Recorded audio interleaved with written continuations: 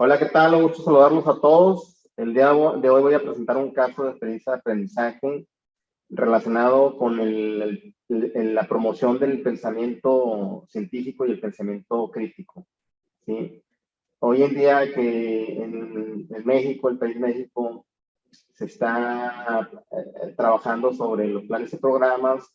Uno de los campos formativos precisamente es el desarrollo del pensamiento crítico. Entonces, este caso que por ahí su servidor desarrolló con sus alumnos cuando fue interino en una secundaria, como profesor interino, creo que cae muy bien como ejemplo para lo que es ese campo formativo, el desarrollo del pensamiento científico y el pensamiento crítico. Bien, vamos a la presentación. Bien, esta es la presentación, lo cual la he titulado Caso de experiencia de aprendizaje para promover el pensamiento científico y crítico. Es un caso de experiencia en una escuela secundaria de una comunidad rural, en el estado de Durango. Muy bien. Bueno, para esta presentación que se hace en video, también lo tengo como presentación en diapositivas. Ya hace tiempo la había subido a una red social que se llama Christmas Lecture. Y bueno, ahí está el código QR en el cual ustedes pueden acceder a esa presentación. Por si a alguien le interesa algunos de los materiales que ahí se presenta, pues adelante. Pueden acceder a la red social y descargarlo si ustedes desean. Bien, hay otra presentación la cual se relaciona precisamente muy ampliamente con este tema del pensamiento crítico. Y pues esa presentación también su servidor la desarrolló y se llama precisamente pensamiento crítico. Su servidor por ahí hace tiempo impartió la materia de filosofía también, alumnos de licenciatura, y pues creo que esta presentación también puede ayudar bastante porque se van a poder, de hecho vamos a tocar algunos conceptos relacionados con lo que es el pensamiento crítico. Bueno, ahí está el código QR también para acceder a esa presentación. Bueno, ¿cuáles son los propósitos de compartir esta experiencia de aprendizaje para promover los pensamientos científicos y críticos? Bueno, yo le hace esta presentación y pues los propósitos son primeramente destacar la importancia de los procesos de aprendizaje sistemáticos e intencionados didácticamente desde las teorías del aprendizaje y la instrucción a partir de experiencias de aprendizaje transversal en las áreas de ciencias, matemáticas y medio ambiente, con la finalidad de inducir a otros docentes a que justifiquen de manera formal las estrategias de aprendizaje que diseñan y aplican a sus estudiantes. Otro de los propósitos es presentar evidencias como registros fotográficos sobre lo que los alumnos logran desarrollar de manera sistemática por experimentación, lúdica e interesante, aplicando procesos de interacción física y de matematización para la construcción de respuestas, planteamientos o cuestionamientos que son parte de su realidad contextual. También motivar a los docentes a promover estrategias de aprendizaje más significativas y que desarrollen los pensamientos científico y crítico en las áreas de ciencias, matemáticas y medio ambiente en sus alumnos. Pero sobre todo traducir las ciencias y las matemáticas a sistemas que nos inspiran a ampliar nuestras facultades o adaptarnos a transformar positivamente la realidad en la que como seres humanos interactuamos. Esos son los propósitos de compartir esta presentación. Bueno, primeramente que si vamos a platicar de un caso de experiencia de aprendizaje relacionado con la promoción del pensamiento científico y crítico, pues vamos primeramente a recordar qué significa pensamiento empírico, pensamiento que comúnmente en el día a día nos estamos ejecutando como procesos mentales. Y básicamente aquí nos dice que el pensamiento empírico es un proceso mental producto de la interacción directa con la realidad, es con la experiencia, para dar un primer sentido e interpretación a las informaciones, ¿sí?, que recibimos a través de los sentidos. Precisamente, es el pensar cotidiano, espontáneo y superficial, basado esencialmente en la práctica y en las experiencias. Sí, es el pensamiento básicamente cotidiano, ¿sí? No es producto de un proceso sistemático ni de investigación y tampoco de una indagación reflexiva, ¿sí? Sino producto de la experiencia. Muy bien. Bueno, el pensamiento científico, este sí es un pensar sistemáticos. Cuando hablamos de sistemas nos referimos a algo que implica un método, algo que implica una secuencia sobre todo lógica, ¿sí? Que parte, en este caso, del pensamiento científico, de lo que es el método científico, ¿sí? Bueno, se integra por conceptos, por juicios, razonamientos acerca de los objetos y leyes del mundo externo y del humano, ¿sí? Recordamos que el método científico en sus 5 fases, primeramente, todo parte de un cuestionamiento, una pregunta, luego viene la parte de la observación, ¿sí? Luego el planteamiento de hipótesis, que son las posibles respuestas a lo que estamos planteando como problema. Luego viene la parte de la experimentación, ¿sí? Y luego ya viene lo que es la difusión de esas soluciones o de esos resultados que por ahí obtuvimos o conclusiones, ¿sí? Entonces, ese es el pensamiento científico. En el caso del pensamiento crítico, bueno, este consiste en analizar y evaluar la consistencia de razonamientos, en especial aquellas afirmaciones que la sociedad acepta como verdaderas en el contexto de la vida cotidiana. El pensamiento crítico se interesa por los fundamentos en los que se asientan nuestras ideas, nuestras acciones, nuestras valoraciones o nuestros juicios. El pensamiento crítico es el pensamiento de las interrogantes, es el pensamiento que juzga, ¿sí? No es sencillo llevar a los alumnos al pensamiento crítico. Sí, esto requiere pues de mucha indagación, investigación, de reflexión y sobre todo que los alumnos establezcan juicios, sí, sí, que tomen decisiones. Muy bien. Criterios para pensar críticamente. Bueno, el pensamiento crítico exige claridad, precisión y evidencias. Hay que tener evidencias de ello, ya que intenta evitar las imprecisiones particulares. Lo que otros nos dicen puede ser una impresión particular y a partir del pensamiento crítico, pues yo puedo evitar ello, ¿sí? Si es que estoy indagando, investigando y estableciendo juicios, ¿sí? En este sentido se encuentra relacionado, se encuentra relacionado al escepticismo y a la detección de falacias o engaños, ¿sí? O mentiras. O sea, el pensamiento crítico precisamente, pues no acepta ese tipo de situaciones. Sí, está en contra precisamente de las falacias, de los engaños, de las mentiras. Muy bien. Bueno, el objetivo del pensamiento crítico es evitar las presiones sociales que llevan a la estandarización y al conformismo. El pensador crítico busca entender cómo reconocer y mitigar o evitar los distintos engaños, ¿sí? A los que es sometido en la cotidianeidad. Por eso desconfía de las fuentes de información, pero no confiables, acuérdense. Ahorita hay infinidad de fuentes de información, pero muchas de ellas no son confiables porque carecen precisamente de la formalidad, ¿verdad? Bien, por ejemplo, los medios de comunicación, ya que tienden a distorsionar la realidad. La premisa del pensamiento crítico es dudar de todo lo que se lee o se escucha para acercarse con mayor precisión a los datos objetivos, ¿sí? Bien, entonces eso es el pensamiento primeramente empírico, que es el cotidiano, y luego el pensamiento científico, producto de los procesos sistemáticos, ¿sí? Que se sustentan en el método científico en sus fases, y luego el pensamiento crítico, el pensamiento básicamente de los juicios, ¿sí? Bueno, si vamos a hablar sobre la cuestión del pensamiento crítico, precisamente como experiencia de aprendizaje, en una situación que implicó pues una experiencia de aprendizaje transversal en las ciencias y las matemáticas y el medio ambiente, pues está muy relacionado con lo que viene siendo el cuidado del medio ambiente. Vamos a hablar precisamente de lo que es la eficiencia energética a partir de la selección de lámparas, cuáles son las mejores o cuál es la mejor, la más eficiente y la más eficaz y la que contamina menos, ¿sí? Desde eso trata esta actividad. Y bueno, hay un Fondo Mundial para la Naturaleza, es una organización que es líder mundial, ¿sí? Y que nos promueve precisamente o hace divulgación e investigación en relación a lo que es el uso de las energías, ¿sí? Cómo se contamina pues, el medio ambiente. Y pues el Fondo Mundial para la Naturaleza, el cual se identifica por las siglas WWF, nos dice que más del 90% de la energía que se consume en el mundo proviene de combustibles fósiles, como el petróleo, el gas, el carbón,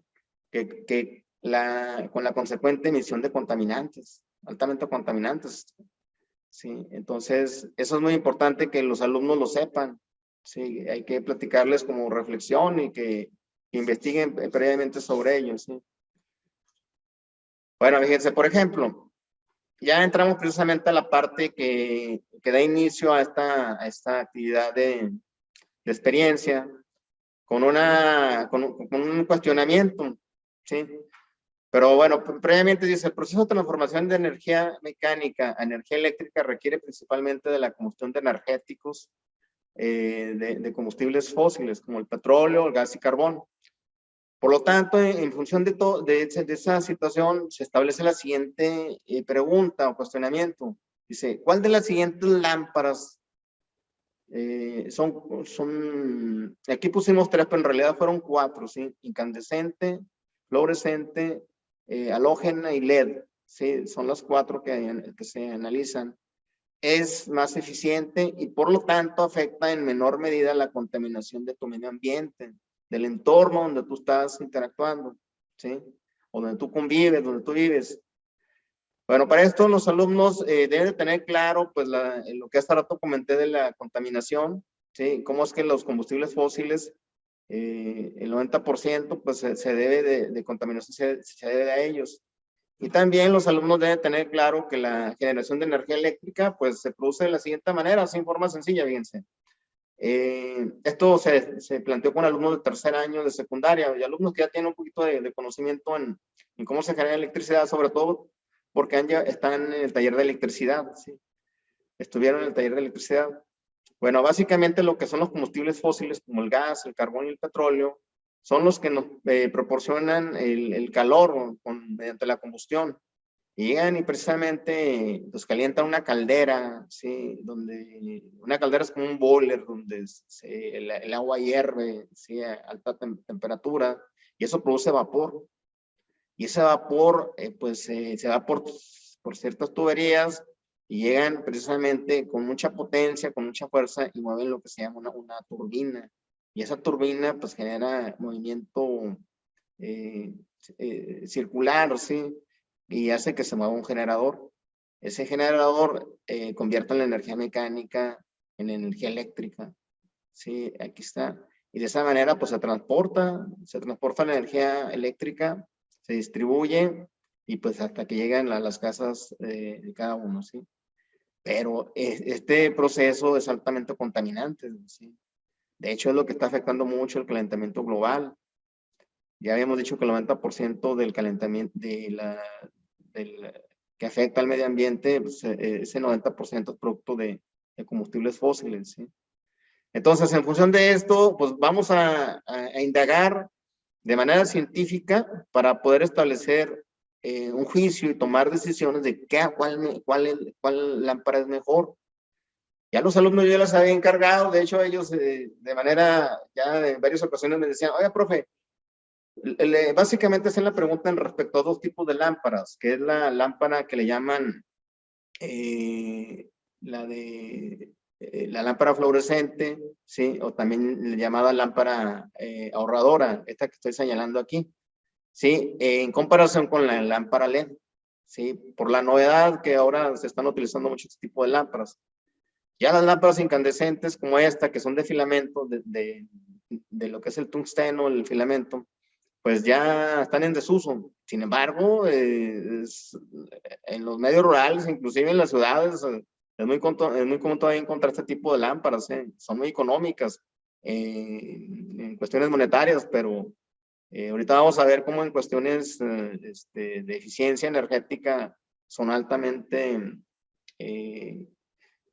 pues ineficientes, ¿sí? Pero bueno, entonces, los alumnos básicamente se preguntaban principalmente de estas lámparas. Algunos decían que las lámparas ahorradoras eran mejor que las lámparas LED. Sí, otros no, que las lámparas LED eran mejor que las lámparas ahorradoras o fluorescentes. Bueno, para esto, por ahí, porque alguien les decía, los de la ferretería o los de la tienda, sí, estaban precisamente con ese tipo de información, ¿sí? Pero bueno, yo les dije, bueno, vamos a llevarlo a cabo, esos supuestos que ustedes dicen, pues a través del método científico, a través de la experimentación. Vamos a hacer una práctica, ¿sí? Para poder demostrar qué lámpara es la más eficiente. Muy bien. Pero bueno, para esto, bueno, su servidor tuvo que indagar precisamente conocimientos previos. Es importante, si vamos a llevarlos a un nuevo conocimiento, a potenciar sus conocimientos que son previos, pues hay que diagnosticarlos. Para esto, bueno, ellos estaban en el tercer año de secundaria, ya son alumnos que ya han recibido información sobre la electricidad, como en su taller. Pues ya saben que es un circuito eléctrico, sus componentes, conexión de circuitos, también saben hacer conexiones de circuitos eléctricos de serie y paralelo, de forma sencilla, ¿sí? Saben que las unidades de medición, los parámetros básicos, como lo que es el voltaje, la corriente, resistencia eléctrica, potencia eléctrica. Ya incluso ya se había indagado sobre ello, yo ya había diagnosticado ello, a pesar de que, de que era un interinato. También conocían la ley de Ohm, que es igual a B es igual a I por R, corriente por resistencia. También la ley de potencia eléctrica, que es potencia es igual a voltaje por corriente.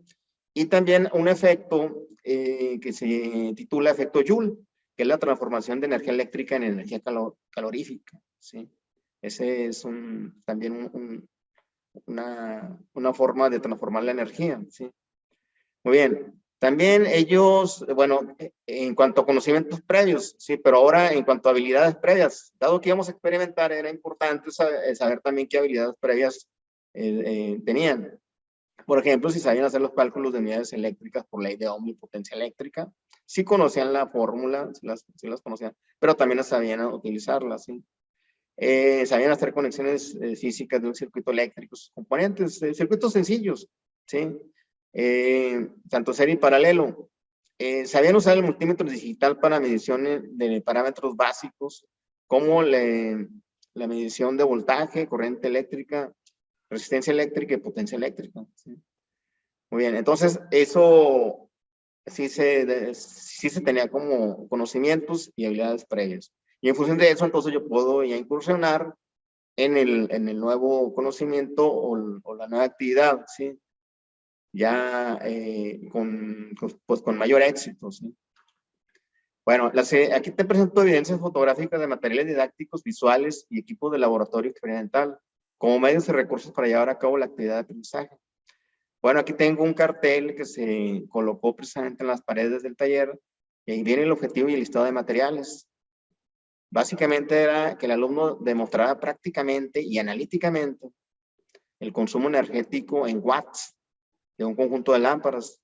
Esas lámparas son la lámpara incandescente, la lámpara halógena, la lámpara LED y la lámpara ahorradora o fluorescente. Bueno, multímetros digitales, básicamente eran dos, y bueno, lámparas ya mencionadas.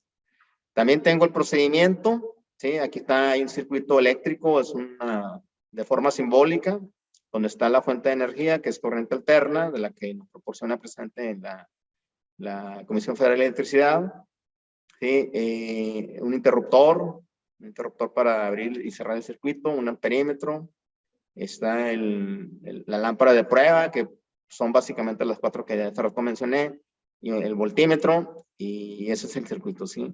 Bueno, y aquí una tabla donde iba a registrar precisamente unidades de voltaje, amperaje de cada lámpara, y bueno, y en función de eso yo iba a hacer cálculos matemáticos para calcular la potencia en watts, ¿sí? Este es el diagrama eléctrico físico, ¿sí? Con sus equipos de medición digital, básicamente mediante un multímetro digital, aquí lo tenemos dispuesto. Acá lo tenemos de forma icónica, se fijan, a través de símbolos eléctricos, y acá está de forma física. Sí, es muy importante que el alumno, precisamente, si va a experimentar o va a demostrar científicamente, bueno, pues lo va a hacer de manera práctica, ¿sí? O de manera experimental. Aquí están los tipos de lámparas, la fluorescente, la LED, la halógena y la incandescente, ¿sí? Muy bien. Bueno, aquí está el circuito precisamente también, bueno, son las evidencias de este circuito. Ellos lo armaron ahí, pues, de manera muy rudimentaria. Bueno, pues así estaba el taller, era un taller que carecía de muchos equipos. De hecho, todos los equipos los llevó su servidor, sí, porque el taller no carecía de ellos, ya carecía de ellos. Es un taller ya un poquito en años, y pues bueno, mucho se fue perdiendo, sí. Pero bueno, por ahí nosotros teníamos todo este equipo, que es muy sencillo en realidad. Muy bien, aquí está precisamente, yo hago una exposición, reviso precisamente que se haya conectado bien, que lo hayan hecho bien, y bueno, pues ya procedemos precisamente a lo siguiente, que es la medición y las pruebas de las lámparas, ¿sí? Bueno, para esto también es importante desde el punto de vista didáctico, esto cae dentro de lo que es la matematización, ¿sí? Partimos de una situación, un problema, en este caso el entorno, ¿sí? Ellos utilizan lámparas en sus casas, donde viven, ¿sí? Las escuelas hay lámparas de todo tipo, ¿sí? Bien, bueno, se identifica el conocimiento matemático necesario para resolver el problema. De una serie de fórmulas que por ahí teníamos una tablita de parámetros eléctricos, de cómo se calcula la potencia, el voltaje, la resistencia eléctrica, la corriente, pues ya teníamos las fórmulas aquí. Y bueno, seleccionamos. Estas son precisamente fórmulas matemáticas, sí, que trabajan con esos parámetros que ya tenemos. Entonces identificamos los parámetros, básicamente era voltaje, corriente, pues íbamos a calcular potencia. Entonces caen precisamente en esto, en lo que es potencia. Aquí están los parámetros que utilizamos. La fórmula, principalmente esta. Potencia es igual a voltaje por corriente, ¿sí? Muy bien. Bueno, se supone que en la matematización se procede a formular un modelo matemático o a utilizar un modelo matemático predeterminado. Para nuestro caso fue precisamente utilizar un modelo matemático predeterminado, el cual ya conocíamos, ¿sí? Potencia es igual a voltaje por corriente, esa es la fórmula matemática. Y posteriormente, pues eso nos va a ayudar a un procedimiento decisorio conceptual, ¿sí?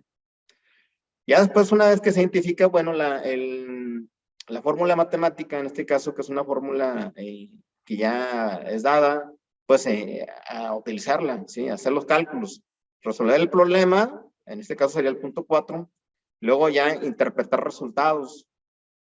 Puede ser a través de la simulación, en este caso fue a través de la aplicación de lo matemático, y pues a partir precisamente de lo que fue la experimentación, ¿sí? Por la experimentación obtuvimos precisamente los valores de los parámetros, ¿sí? Y luego ya después el cálculo de la potencia por procesos matemáticos. Muy bien. Bueno, y luego ya fuimos registrando precisamente en la tabla que nos iba a ayudar a hacer el comparativo. Bien, y entonces esto es un proceso que se llama matematizar, ¿sí? Esto es de lo que son las matemáticas realistas, desde la escuela holandesa, la escuela que promueve ese tipo de procesos matemáticos a través de las matemáticas realistas. Bien, desde el punto de vista didáctico también utilizamos este método, que es un método didáctico heurístico, que es por descubrimiento, el cual se titula Ciclos de Aprendizaje, del autor Robert Karpus. Aquí se sustenta en la teoría de aprendizaje de Jean Piaget y la teoría instruccional de Jerome Brunner. Jean Piaget pues, nos propone lo que es el aprendizaje psicogenético, el desequilibrio cognitivo, y pues, también una serie de estadios, ¿sí? De cómo se aprende con las diferentes edades. Para el caso de los alumnos que yo estaba, con los que estaba trabajando, son alumnos ya adolescentes, ¿sí? Que a partir de los 11 años, ellos ya tenían entre 14 y 15 años, pues ya tienen desarrollado el pensamiento formal, según ese estadio, ¿sí? Lo que se llama operaciones formales. Y la tarea de instrucción de Jerome Brunner pues, nos habla de cómo se debe de prescribir el aprendizaje. En este caso fue básicamente por este autor, Robert Karpus. Él nos habla de un diagnóstico, luego una exploración, una invención o descubrimiento y la aplicación. Bueno, pues primero antes hizo un diagnóstico, que ya hace rato yo lo comenté, los saberes previos y las habilidades previas, ¿sí? La exploración implica la experimentación, en la cual desarrollaron, ¿sí? Haciendo mediciones y cálculos. Y luego viene la invención o descubrimiento, que es precisamente la conclusión, y luego viene la aplicación, ¿sí? Eso sería del punto de vista didáctico también, otro método aplicado. Bueno, de esa manera se hacen los cálculos. Aquí tenemos evidencia de ello cuando estaban haciendo los cálculos. Ellos pasaron, hicieron las mediciones. Aquí estuvieron colocando las lámparas de prueba. Aquí se ve, por ejemplo, la lámpara La LED es la que se está haciendo prueba aquí, y aquí precisamente se ven los parámetros que se están midiendo, ¿sí? Y en función de eso, pues se colocan en la tabla y luego ya se hacen los cálculos. Ellos están acá haciendo sus cálculos, están participando. Bueno, ya después pues, viene el procedimiento decisorio, ¿sí? De qué lámpara fue mejor, fue la mejor. Bueno, este ya es precisamente el registro de los datos, de los parámetros que se tenían, precisamente para aplicar la fórmula de potencias igual a voltaje por corriente, ¿sí? Para la incandescente, bueno, el voltaje fue común, fue el voltaje proporcionado por la Comisión Federal de Electricidad, 122 voltios, que es el voltaje el cual en ese momento estaba. A veces pueden ser 110 o pueden ser 127, pero en este caso fueron 122 voltios, ¿sí? Para todas fue el mismo voltaje, ese fue un voltaje común, que es constante básicamente. Pero lo que sí cambió para todos, una vez que se estuvo haciendo la prueba, pues fue la corriente, ¿sí? Para la incandescente, la corriente eléctrica en amperes fueron 0.205 amperes, ¿sí? Haciendo el cálculo, aplicando la ley precisamente de potencia es igual a voltaje por corriente, pues nos da 0.5 watts, ¿sí? Para la lámpara halógena, ¿sí? En la corriente eléctrica salió 0.588, ¿sí? Y bueno, la potencia eléctrica, haciendo el cálculo, aplicando la fórmula, fue 71.73. Más o menos lo que el foco decía por ahí, como que era 65 watts. Como el anterior de 25 watts, ¿sí? Es lo que dicen en sus cajitas cuando viene donde viene la información, ¿sí? La lámpara fluorescente, esa fue una menor cantidad de corriente, fue 0.107 amperes. En potencia eléctrica en cálculo fue 13.05. Se corroboró precisamente que esa era precisamente la potencia que aproximadamente decía en los datos de la lámpara, ¿sí? La lámpara LED fue una corriente muy pequeña, ¿sí? 0.062 amperes, ¿sí? Casi la mitad de lo que es la lámpara fluorescente. Desde ahí se dieron cuenta que la lámpara que prácticamente era la ganadora, ¿sí? En eficiencia era la lámpara LED. Y se calculó precisamente la potencia y pues nos dio mediante la fórmula, potencia es igual a voltaje por corriente, 7.56 watts, ¿sí? Y aquí tenemos precisamente la incandescente de 25 watts equivale a 25 watts, la halógena de 72 watts equivale a 100 watts, en el caso como eficiencia energética, como así lo presenta pues la tabla de datos de las cajitas donde vienen las lámparas, ¿no? La fluorescente de 13 watts equivale a unas 60 watts. La LED de 8 watts, ¿sí? Que fue más o menos lo que se calculó de forma real, equivale a 60 watts. Y aquí, de manera contundente, nos damos cuenta cuál es la lámpara más eficiente, ¿sí? Sobre todo que no produce calor. Efecto Joule, ¿sí? La lámpara incandescente es una lámpara que produce mucho calor, ¿sí? Cuando se conecta es una fuente calorífica, ¿sí? Muy poca luz y mucho calor. Entonces hay es muy ineficiente, ¿sí? Muy bien. La halógena también, o sea, es un valor casi intermedio a la incandescente, ¿sí? Es muy parecida, o sea, el funcionamiento de la incandescente a la halógena. La halógena porque tiene un gas, que es un gas inerte, ¿verdad? Que por ahí le ayuda a iluminar más y es un poquito más eficiente, pero también siguen siendo muy ineficientes, ¿sí? Muy bien.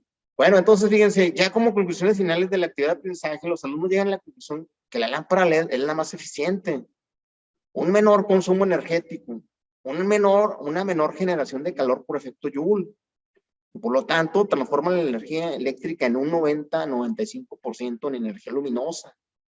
Son bastante, o sea, es muy altamente eficiente. Por consiguiente, este tipo de lámparas, la LED, tiene un menor impacto en la contaminación del medio ambiente. Y aquí lo pusimos, precisamente aquí están ya los resultados, ¿sí?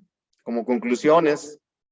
Y es así precisamente como los alumnos aplican el método científico, se hacen más críticos. Ya no se creen todo lo que les dicen por ahí el de la ferretería o el de la tienda o porque le dijo al papá o le dijo al tío, ¿verdad? sino porque ellos ya lo demostraron analíticamente, previo a una investigación y pues a un cuestionamiento, y lo hicieron analíticamente y experimentalmente, ¿sí? Bajo un proceso sistemático. Entonces, eso los hace más críticos. Ya no tan fácil van a ser, pues, persuadidos por otros, ¿sí? Porque ellos ya tienen esos tipos de procesos aprendidos de forma científica y crítica. Bien, incluso por ahí yo le llevé algunos folletos y nos fuimos más allá de la cuestión de eficiencia, ¿verdad? Pues las lámparas incandescentes son muy económicas. Ellos mismos dicen, pero es que son las más baratas en el corto plazo, pero te duran muy pocas horas. Te generan mucho calor y poca luz, ¿sí? Poca intensidad luminosa. Incluso las lámparas también, las lámparas halógenas, un poquito más caras, de hecho casi el doble de lo que cuesta la lámpara incandescente, y también están muy limitadas en cuanto a horas, ¿sí? Las lámparas ahorrativas, bueno, aquí viene, pues te duran más horas, ¿sí? Hasta 8,000 horas, en tiempo estimado, ¿verdad? En el caso de las lámparas LED, esas te duran hasta 15,000 horas, el doble de lo que es prácticamente la lámpara ahorradora o fluorescente, ¿sí? Y los precios están similares. De hecho, hoy en día son más económicas. Esta práctica se hizo en el 2015 aproximadamente. Entonces, ya son más económicas, ¿sí? Ya cada vez se vende más este tipo de focos. En el largo plazo, a lo mejor pues tiene el impacto en el largo plazo, no en el corto plazo, ¿verdad? Es más fácil ir y comprar una lámpara económica que sea barata, pero en el corto plazo pues se va a fundir, ¿sí?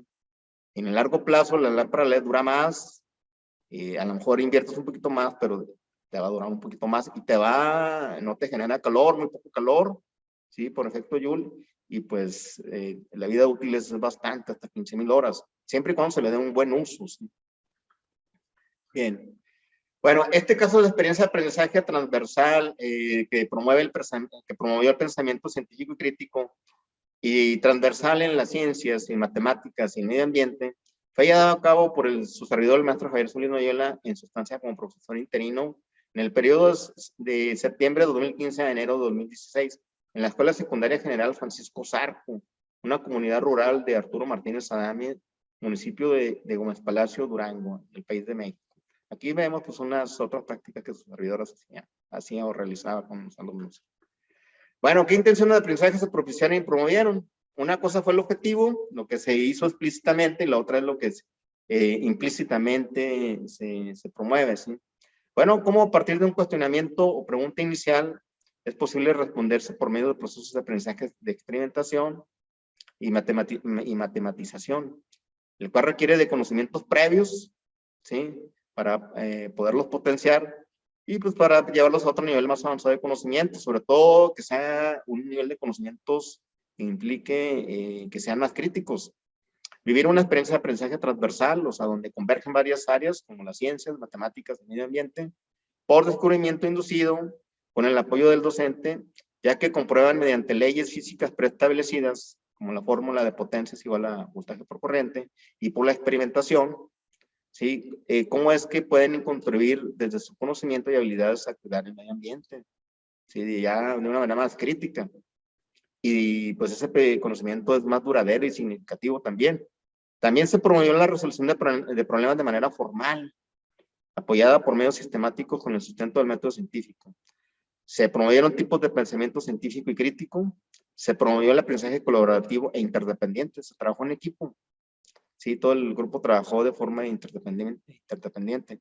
Se promovieron también los valores, ¿sí? No nada más aspectos cognitivos, sino también valores, como la disciplina, el orden y el cuidado del medio ambiente, entre otros.